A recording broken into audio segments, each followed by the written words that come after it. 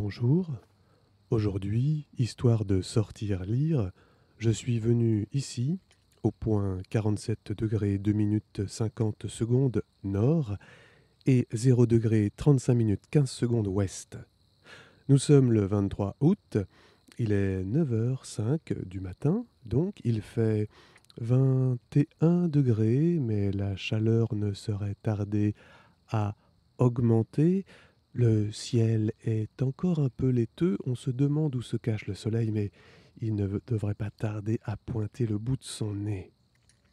Dans cette série intitulée Où s'endormir, j'ai choisi comme lieu refuge la commune si bien nommée de Somme-Loire. Je suis à quelques encablures du centre-bourg, à proximité d'une forêt.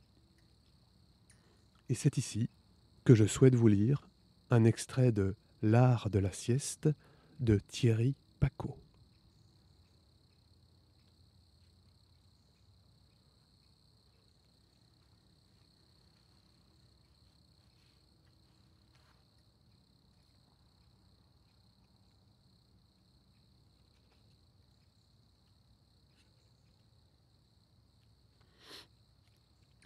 Alors quand j'ouvre ce petit livre, acheté il y a quelque temps d'occasion, je trouve sur la première page, en petite inscription, avec un bic de couleur rouge, la petite dédicace suivante: pour bon papa et bonne maman, parce que bien dormir, c'est le début du bonheur. Toussaint 2008. Laissez-vous aller, allongez-vous, ne résistez pas à l'appel de la sieste, à ce plongeon voluptueux dans le sommeil diurne. Dormez, rêvez, rompez les amarres avec la rive du quotidien chronométré. Décidez de votre temps, siestez.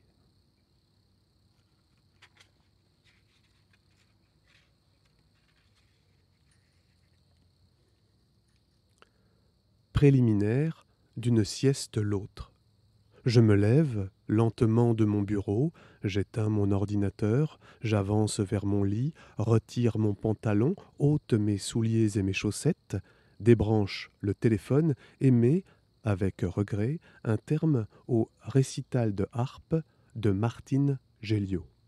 Puis, je m'allonge, ferme les paupières, et je m'entends souhaiter à la cantonade et à moi-même un « dors bien », presque inaudible, comme un murmure, une caresse.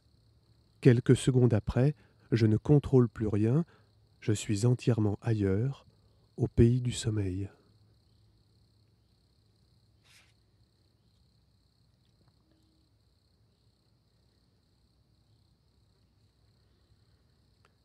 Et quelques 80 pages plus loin, Thierry Pacaud nous propose, en guise d'épilogue, mais pour ne pas conclure, surtout, à la manière de GP, on aura donc deviné la présence de Georges Perec, la petite série de Je me souviens.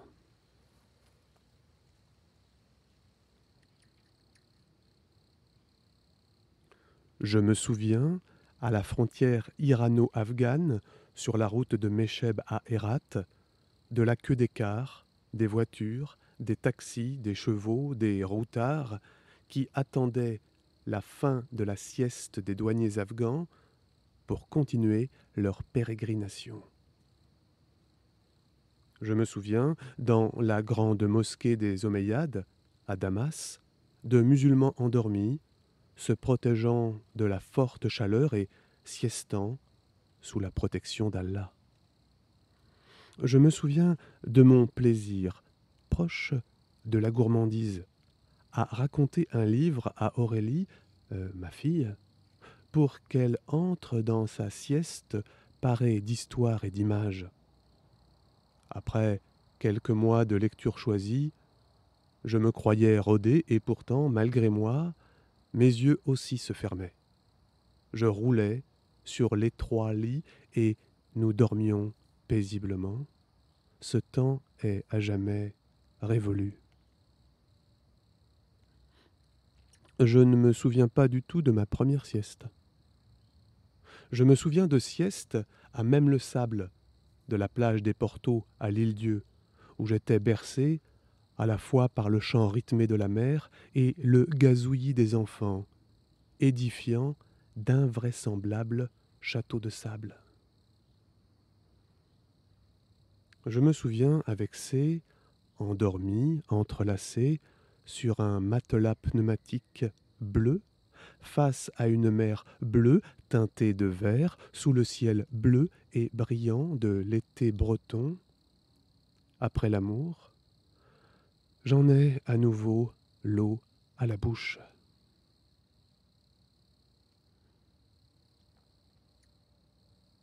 Je me souviens d'une sieste inconfortable, dans un minibus surchargé, entre Douala et Yaoundé, serré. Coincé serait plus juste, tel un frêle morceau de bois dans la mâchoire inflexible d'un étau d'acier, entre deux impressionnantes matrones qui ne cessaient de converser. Je me souviens d'une sieste interrompue par un léger tremblement de terre, à proximité du lac de Van, à l'est de la Turquie.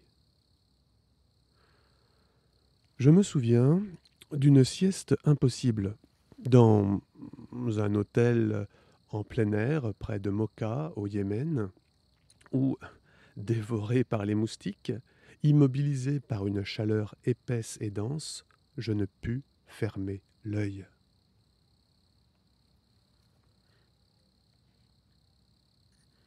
Je me souviens d'une sieste voluptueuse, à deux, sous la protection de pins au garde-à-vous, au bord d'une piscine miroir, le tout baignant dans la lavande fleurie et aromatisante, sur une colline isolée, à l'ouest de Manosque.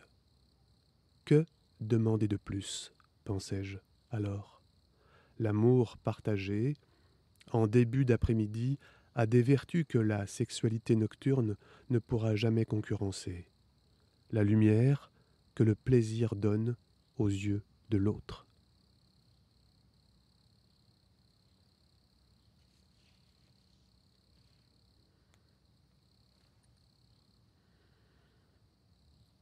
Je me souviens d'une sieste, brisée par une stridente sonnerie téléphonique. Le numéro demandé n'était pas le mien. Maudit les empêcheurs de siester en rond.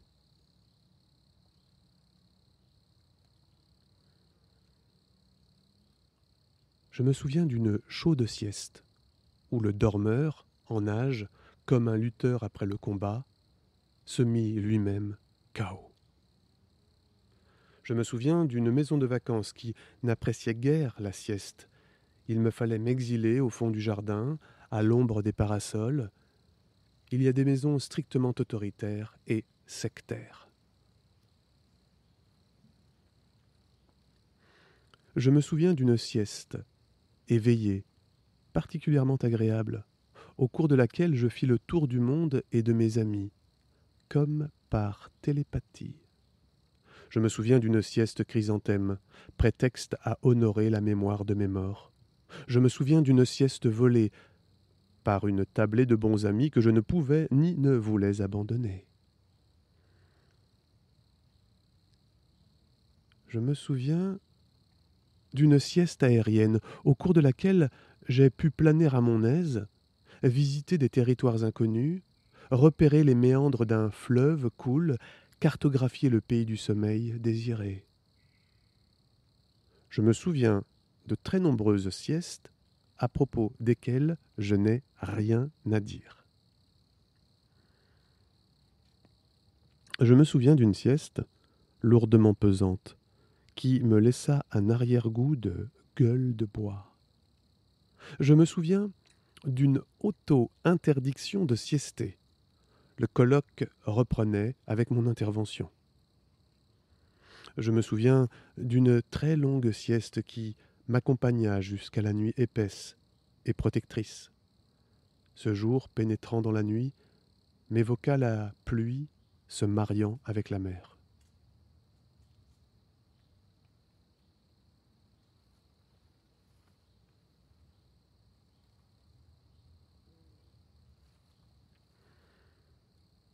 Je me souviens de siestes sucrées, musicales, parfumées, illimitées, joyeuses, mais aussi de siestes amères, silencieuses, fades, étroites, fermées, ou encore agitées, chahutées, capricieuses, couleur chair, couleur bois, couleur pierre, couleur mer, de siestes élémentaires, primaires, primitives, et puis des siestes civilisées, polissées, et d'autres dévergondées, débraillées ou suspendues, azurées, insolites, monacales, extatiques, bref, des siestes bigarrées et parfois opposées dans leurs effets comme dans leurs causes.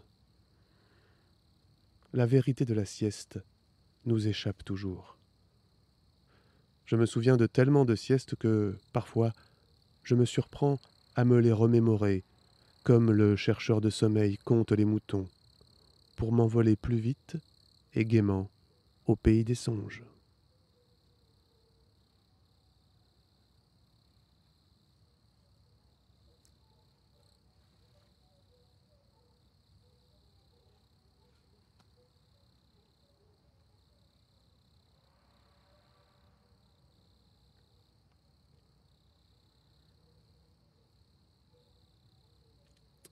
Et bien maintenant, je vais rentrer, et la prochaine fois, je vous ferai un petit signe avant de sortir lire.